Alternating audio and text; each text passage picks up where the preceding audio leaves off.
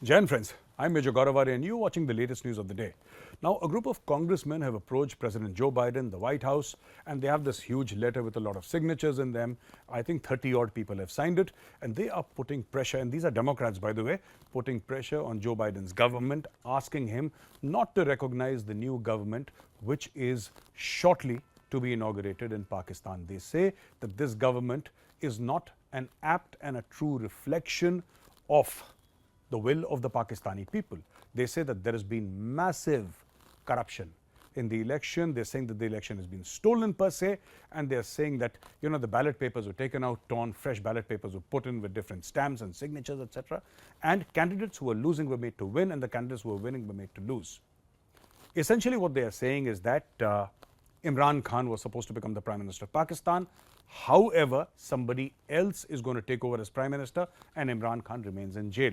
Now, what is this new love affair of Americans with democracy in Pakistan? This is absolutely new. Let me also say that Americans have flirted with democracy all over the world with disastrous results. They have literally wiped out governments in South America, in Africa, in Asia, all for this cause of democracy. That is why they said they were in the Middle East. And you know what's happening in the Middle East. A lot of that has to do with American interference, though there are radicalized elements in the Middle East, but America is also to be blamed. Let me give you a small example before I proceed further. When 9/11 happened and Osama bin Laden ordered those attacks on America, out of 19 hijackers, 15 were from Saudi Arabia. You heard that right, out of 19 hijackers, 15 were Saudi citizens. But America attacked Iraq. Iraq, which had nothing to do. Iraq did not even know that the attacks were taking place. And Iraq was wiped out. The Americans occupied Afghanistan for 20 long years. And Afghanistan had very little to do with 9/11. Somehow, Osama bin Laden had managed to make a base in Afghanistan. Apart from that, Afghanistan had no idea.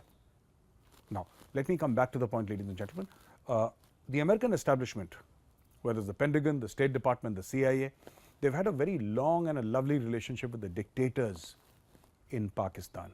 You know, whether it was General Ayub, whether it was General Yahya Khan, or Ziaul Haq, or Pervez Musharraf, all of them.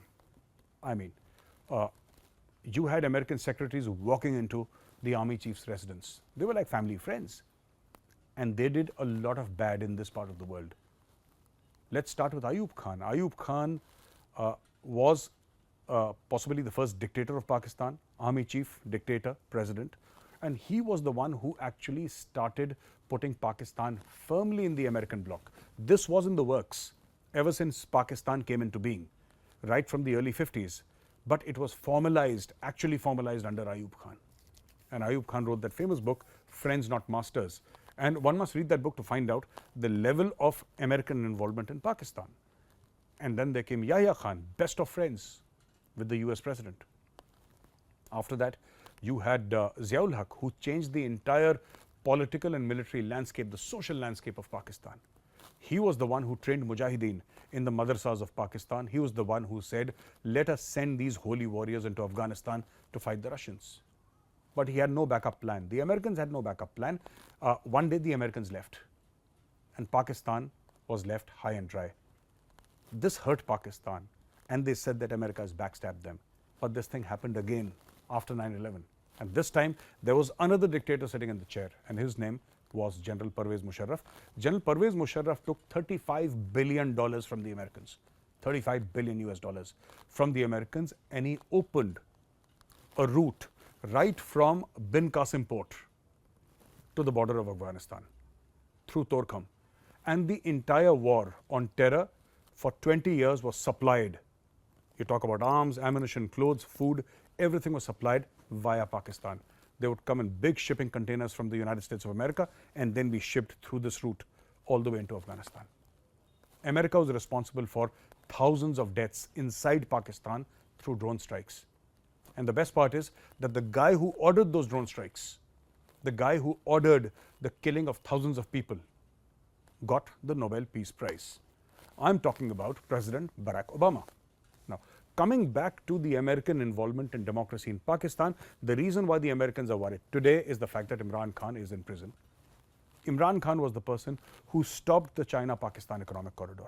Imran Khan was the person who said, get the papers out, I want to see what you have signed up for.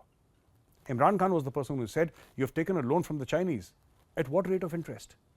Imran Khan was the one who said, what is the ROI on this project? I mean, a road is being created. A Chinese company is creating that road. It is funded by the Chinese. The labor is Chinese. The raw material is Chinese. It is going to be used by the Chinese. And in the long term, Pakistan is going to pay for it. And Imran Khan asked very uncomfortable questions. And let me tell you, ladies and gentlemen, Imran Khan may think that the Americans were responsible for removing him because he said no to the drone bases, right? That is what the PTI people may think. But the fact of the matter is that the real enemy of Imran Khan is the Chinese, not the Americans. Because Imran Khan stopped their multi-billion-dollar project. What is the CPAC after all? CPAC is essentially the flagship venture of the Belt and Road Initiative. It is the biggest project of the Belt and Road. So when CPAC stops, it becomes very difficult for China to convince the world to join the Belt and Road Initiative. Today, if Imran Khan is in jail, the main beneficiaries are China. If Imran Khan is out of jail and again stops CPAC, the main beneficiaries are the United States of America. Pakistan is a small pawn in this chessboard.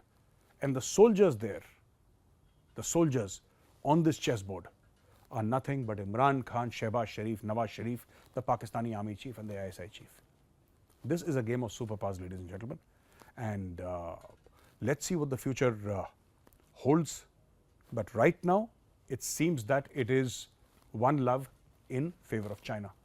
Thank you for watching this video, ladies and gentlemen. If you like this video, press the like button. I'll be back again soon with another fresh video. Till then, Jai Hind.